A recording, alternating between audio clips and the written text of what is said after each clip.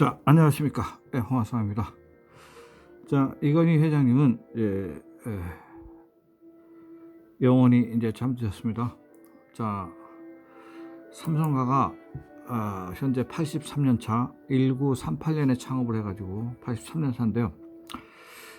저는 개인적으로 전 세계를 다니면서 뭐 일본은 물론이고 뭐 이태리나 프랑스나 영국이나 독일이나 스위스나 이런 나라에서 그 오래된 기업들을 많이 봤습니다.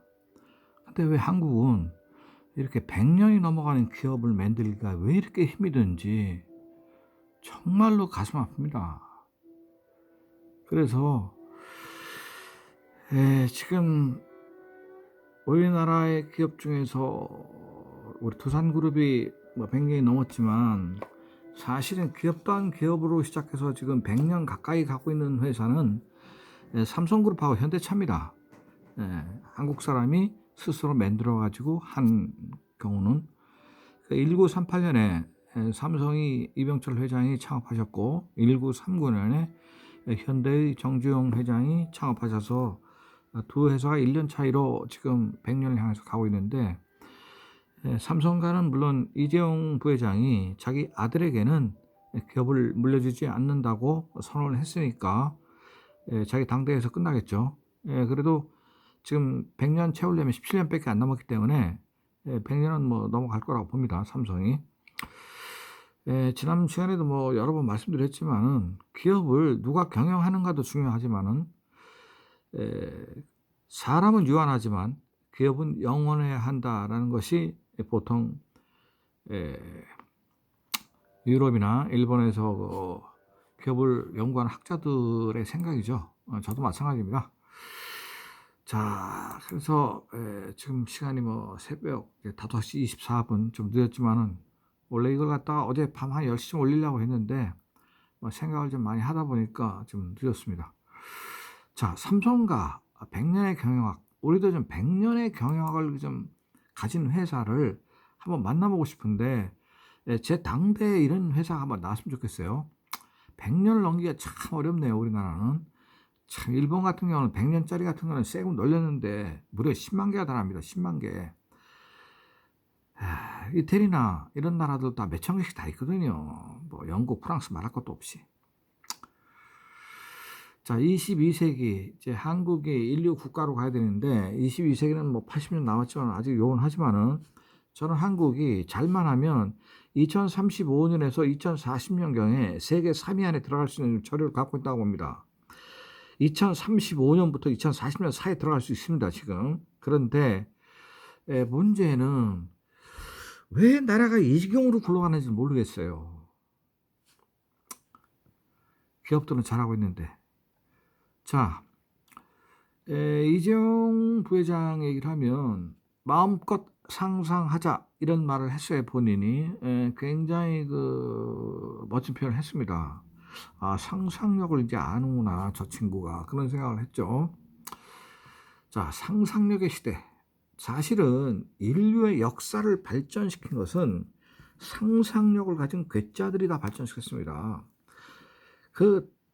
우리가 지금 얘기하는 또라이들이 다 인류의 역사를 만들었습니다. 뭐 라이트 형제 다 마찬가지잖아요. 하늘을 날고 싶다 비행기 만들고, 레오나르도 다빈치가 이미 1500년대 스케치 다 남겨놓았고, 그 당시에 봤을 때는 다 또라이들이었습니다. 에디슨도 정상적인 사람이 아닙니다, 사실은. 그러나 그런 사람들이 결국은 지구의 역사를 바꿔왔고, 지금 현재도 일론 머스크 같은 그런 사람들이 지금 등장하고 있고, 거기보다 더 나은 또라이도 많습니다. 그런데 그 꿈들이 다 실현이 되잖아요. 그러니까 자, 스마트 시티, 이제 스마트 국가로 가는 길 제가 좀 구체적으로 말씀드리겠습니다. 이재용 시대의 과제. 자, 요거는 제가 1대 이병철, 2대 이건희, 3대 이재용 이렇게 지금 계속 얘기할 건데요. 1대, 2대를 일단 다시 한번 새로운 각도로 분석을 해보겠습니다. 자, 우리 이병철 회장님, 자, 이건희, 이재용, 자, 이 3대 중에서 1대 이병철 회장님은 직관적 상상력의 기업인입니다. 이게 상상력의 분류로 보면 그렇습니다. 보통 상상력은 세 가지가 있습니다. 첫 번째, 직관적 상상력, 두 번째 분석적 상상력, 세 번째 연합적 상상력입니다. 그런데 이병철 회장님은 직관적 상상력의 기업인입니다. 감이 빠르다 이 말이죠. 감이. 그래서 본인도 자서전에서 직관을 더 연마해야겠다라는 그런 내용 말씀을 쓰셨어요. 그래서 제가 그 구절을 읽으면서 상당히 놀랐습니다. 어떻게 저런 표현을 그 당시에 할 수 있었을까? 그거는 본인이 그 김해에 농토 500만 평을 샀다가 거기서 결국은 중일전쟁을 만나 가지고 비싸게 산 땅이 헐값에 팔려 버린 바람에 망할 뻔했거든요. 그런데 그 당시에 일본의 기업가 혹은 일본의 이 자본가들이 우리 조선반도 한반도에 농토를 많이 갖고 있었습니다. 근데 중일 전쟁이 터질 걸 이 사람들이 예상을 해가지고 그 땅을 급히 처분을 할 필요가 생겼는데 이병철 회장은 그런 정보가 없었던 거죠. 그리고 덜컥 물은 겁니다. 그래서 본질을 보지 못하고 결국은 사업에 실패한 거죠. 그 사업에 실패한 후에 직관적 상상력을 연마하겠다는 그런 표현을 합니다. 자, 그러면 이병철 회장은 인재제일의 경영을 한 직관의 경영인이었습니다. 뭐 다 전에 다 말씀드린 거기 때문에 이 대목은 잠깐 좀 급히 넘어가겠습니다. 그리고 이 양반은 내 일생의 80%는 인재를 모으고 교육시키는 데 시간을 보냈다. 인재 제일의 그런 입장에서 삼성그룹을 경영해왔죠. 내가 하는 일의 90% 이상은 인사, 사람의 적재적소 배치 이거에 신경을 썼다는 거예요. 결국 이게 삼성을 만든 겁니다. 자, 지금 삼성 100년 경영학을 얘기하니까 제가 좀 얘기를 할게요. 일개명, 행하는 자 이루고 가는 자 닫는다. 시도해야 된다. 도전해야 된다는 거죠. 신용을 금쪽같이 지켜야 된다. 이건 뭐 두말할 여지가 없는 겁니다. 사업가들한테는. 그러나 우리나라에 장사하는 사람들 보면은 한심한 사람들 많아요. 신용 이런 거 잘 모르고. 그러니까 본인이 3년도 안 가서 망하는 겁니다. 지가 스스로 무덤을 파는 겁니다. 바가지 씌우고 돌아왔으면 그 손님이 바가지 썼다는 거 아는 순간 그 가게는 다시 가지 않는데 그런 기본적인 지식조차 없는 사람이 많습니다. 사람을 온전히 믿고 맡겨라. 이건 쉬운 일이 아닙니다. 적어도 그 정도의 그 도량이 되니까 이병철 회장 한 거죠. 업의 개념을 알아라. 업의 본질을 알아야 돼요. 이런 얘기. 저는 좀 생각할 대목이 많은 얘기입니다. 업의 개념이라는 거는. 자, 뭐 이병철 회장 쓰신 거, 뭐 이건희 회장 쓴 거 다 봤지만은 딱 그건 아닌 것 같아요. 전 세계를 놓고 대상으로 봤을 때는. 그다음에 판단을 신중하게 결정은 신속하게 근검절약을 솔선수범하라. 메모광이 되라. 메모광이 되라. 이거는 다 실천하셔야 됩니다. 이 강의 듣는 분들은. 세심하게 일하라. 신상필벌을 정확하게 지켜라. 전문가의 말을 경청하라. 사원들을 인리로 대접하라. 부정부패를 엄하게 다스려라. 사원 교육은 회사의 힘을 기르는 것이다. 그 다음에 어떠한 위기가 닥쳐왔을 때 떨지 않는 목계, 나무 닭의 마음을 가져라. 그 다음에 15번째 정상에 올랐을 때 변신하라. 이게 이병철 회장이 살아생전에 평생 동안 기업을 하면서 남긴 말입니다. 자, 이병철 회장을 간단히 말씀드리면 무지몽매한 대한민국 산업계를 정신 차리게 만든 기업인이다. 전 이렇게 요약합니다. 그 전까지는 마구잡이 기업 경영이었는데 기업 경영을 체계적으로 만들면서 한마디로 대한민국 산업계를 제대로 이 본 궤도에 올려놓은 장본이다. 당사자다. 이렇게 말씀드립니다. 하나 특징은 이병철 회장님은 직원들의 책값을 아끼지 않고 주었습니다. 책 사는 거엔 돈을 아끼지 않았어요. 이 직관적 경영이라는 것은 무슨 뜻이냐면 이병철 회장의 시대에는 정보 소스가 부족했습니다. 특히 한국은 책도 없었어요, 별로. 그러니까 본인이 평생 동안 책을 손에서 놓지 않았는데 주로 일본 책이 많았습니다. 그 얘기는 정보가 없기 때문에 그 일본에서 난 책 독서를 통해서 그 정보의 소스가 다양해야 된단 말이에요. 지금 다양하잖아요. 뭐 텔레비에도 나오고 인터넷도 볼 수 있고 뭐 영화로도 볼 수 있고 뭐 하여튼 정보를 취득하시는 방법이 많습니다. 지금은. 그런데 그 당시에는 정보를 취득하시는 방법이 이병철 회장 같은 분은 오직 일본 책 읽는 것밖에 없었다고. 그러니까 일본 책을 통해서 일단 정보를 수집하는데 그 정보가 과연 정확한 거냐 아니냐도 문제가 있지만은 그 정보 속에 숨겨진 직관, 본질이 뭐냐? 이제 이런 걸 파악하려고 본인이 독서를 많이 하셨고 직원들의 책값은 아끼지 않고 줬어요. 자, 그래서 이제 이건희 시대에 넘어가는데 이건희 회장은 직관적 상상력의 기업인이 아닙니다. 이 사람은 분석적 상상력의 기업인입니다. 이건희 회장의 시대로 넘으면 정보의 질이 좀 다양해졌습니다. 본인이 미국서 또 공부를 하셨기 때문에 일본어도 워낙 잘하시고 본인 말씀대로 하면 현재까지 자기가 뭐 일본에 대해서 내만큼 아는 사람도 없을 거다 이런 얘기 할 정도니까 실제로 그렇고 그래서 이분은 이제 그 미국과 일본 등등의 정보, 그다음에 삼성경제연구소를 통한 보고서를 읽죠. 본인이 직접 지시해요. 어디에 대해서 조사하라. 그러면 삼성경제연구소의 연구원들이 잘 조사를 해가지고 올린 모양이에요. 그래서 그 정보 채널이 상당히 다양합니다. 이 양반은. 일단 그 해당 계열 기업의 사장한테 그 정보 분석 보고서 받고 또 삼성경제연구소도 받고 비서실을 통해서도 받고 그다음에 삼성 해외 지사에서도 보고를 받고 그다음에 비서팀에도 지시를 해가지고 책을 사서 또 본인이 읽어보고 해서 정보 채널이 한 대여섯 개 됩니다. 그러니까 상당히 분석적으로 책을 보면서 그 분석을 통해서 직감과 상상력을 발휘하는 겁니다. 근데 이분은 보통 직관보다는 아주 분석을 많이 하고 그 분석을 통해서 상상력을 발휘해서 메모리 반도체를 세계까지 가는데 귀한 사람이죠. 이병철 회장님은 대한민국을 농경사회에서 산업사회로 탈출시키는 양반이에요. 이병철 회장님은. 근데 이건희 회장은 대한민국을 산업사회에서 최첨단 산업으로 진입시킨 사람입니다. 이 차이가 있는 거예요, 지금. 한 분은 농경사회에서 산업사회로 진출시켰고, 한 분은 산업사회에서 최첨단 산업사회로 진입시켰습니다. 이병철 회장님은 5천년의 역사를 바꿔버린 사람이고, 이건희 회장은 산업사회에 들어온 지 산업혁명 이후에 1800년대 이후에 200년 역사를 한국 사회를 200년 산업사회에서 첨단 사회로 진입시킨 사람이에요. 이병철 회장님은 인재제일의 시대였지만은 이건희 시대에는 인재제일 플러스 품질제일이 합쳐졌습니다. 그래서 이 기업 경영의 차이가 좀 발생합니다. 여기서 지금 두 개의 지금 덕목이 생긴 겁니다. 참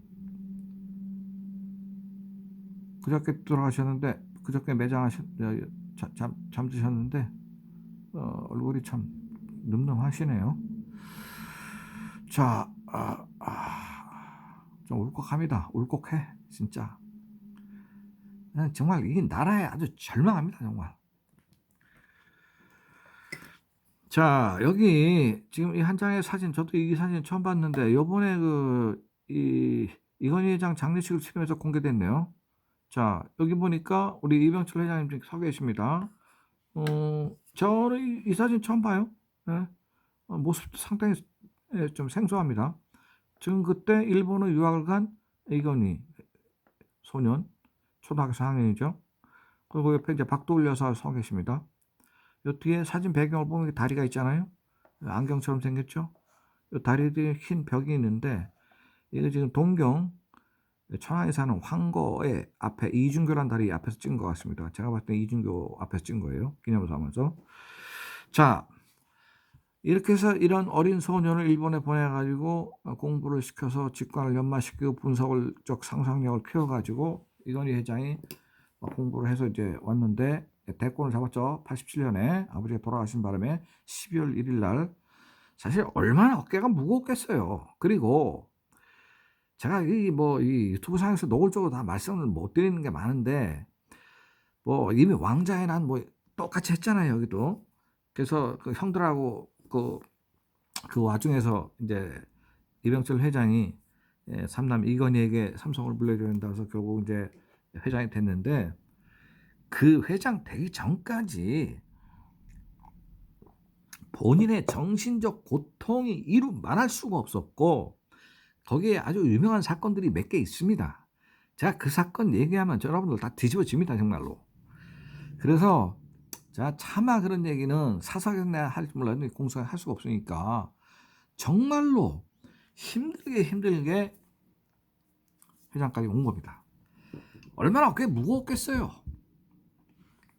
자, 그래서 양반이 뭐 프랑크푸르트 선언 뭐 마누라 자식 뭐 외에는 다 바꾸자 뭐 해가지고 결국 30년 한 결론이 신지행 33문이라는 거죠. 이게 이제 이건희 경영학의 뭐 요체입니다. 1. 위기의식을 가져야 된다. 맨날 부르짖잖아요. 평생 위기의식을 가져야 된다고. 그건 사실이니까요. 미국의 JP 모간이나 미국 웰스파고나 미국의 그 인베스트먼트들이 봤을 때는요. 80년대 한국 같은 기업 삼성이라도 저거 M&A 한번 해버릴까? 라고 정말 생각하면 M&A 할 수 있었습니다. 그 장치를 삼성도 대항해서 만들긴 했는데 할 수 있었어요. 별거 아니었습니다. 솔직히 우리나라 80년대 삼성도. 그렇지만은 그 삼성이 지금까지 살아왔다는 게 정말 대단한 거죠. 미래 통찰, 변화 선도, 어휘 개념, 기회 선점, 1등 전략, 정보화, 복합화, 핵심 인력, 능력주의, 성과 보상, 여성 인력, 전문가 활용, 복리 후생, 조직 문화, 인재 육성, 지역 전문가 육성.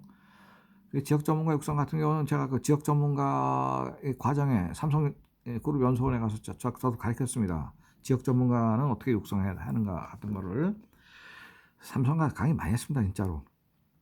기술 중시, 기술 확보, 명품 개발, 최고 품질, 환경 안전, 구매의 예술화. 저런 건 참 할 얘기가 많은 대목이지만 마케팅, 고객 만족, 디자인 경영, 국제화, 현지화, 삼성화, 창의화 도전, 정도 경영, 그룹 공동체 사회공헌. 이게 33개념입니다. 인터넷 치면 다 나오고 인터넷 잘 읽어보시면 알 거예요. 만약에 모르시면 제가 뒤행 33문만 갖고 따로 한번 하겠습니다. 그런데 댓글 달아주셔야 할 겁니다. 이런 거 다 얘기하려면 저 준비해야 돼요. 말로 써두는 건 쉬운데 그래도 이 화면상에 보여드리면서 해야 되니까 이게 라디오가 아니고 이게 비디오이기 때문에 댓글 달아주시면 하겠습니다. 다음. 자, 이건희 양도 지금 책을 굉장히 독서 광이었습니다. 책을 손에 놓지 않고서 그만큼 사색을 많이 했다는 얘기입니다. 자, 이건희 회장 한마디로 요약하겠습니다. 한국의 산업을 글로벌화시키고 세계 인류로 도약시킨 기업인. 한마디입니다. 아버지는 한국을 농경사회에서 산업사회로 진입시킨 기업인. 아들인 이건희 회장은 한국의 산업을 글로벌화시켰어요. 이 사람이야말로. 한국에서 뭐 가장 글로벌화시킨 사람이죠. 근데 글로벌에서 끝난 게 아니라 세계 인류로 일단 도약시켰어. 한국의 기업들을. 그러면서 그때 배운 여러 가지 그 노하우들을 우리나라 기업들이 많이 참고해서 하잖아요. 자, 그리고 이제 이재용 부회장의 시대로 넘어온 겁니다. 자, 이재용 부회장의 시대 본인이 얘기했습니다. 마음껏 상상하자. 연합적 상상력의 시대로 들어갑니다. 여기에는 이재용의 시대는 인재제일, 할아버지의 경영, 품질제일, 아버지의 경영, 본인에게 경영은 뭐냐면 세계제일입니다. 인재제일, 아버지로부터 배웠고, 인재제일, 할아버지로부터 배웠고, 품질제일, 아버지로부터 배웠고, 세계제일, 본인이 하고 싶어 하는 겁니다. 자, 제가 지금 이 시간을 좀 짧게 하려고 일단 여기까지 하고 이재용의 시대에 어떻게 해야 되는가를 다음 시간에 말씀드리겠습니다. 감사합니다.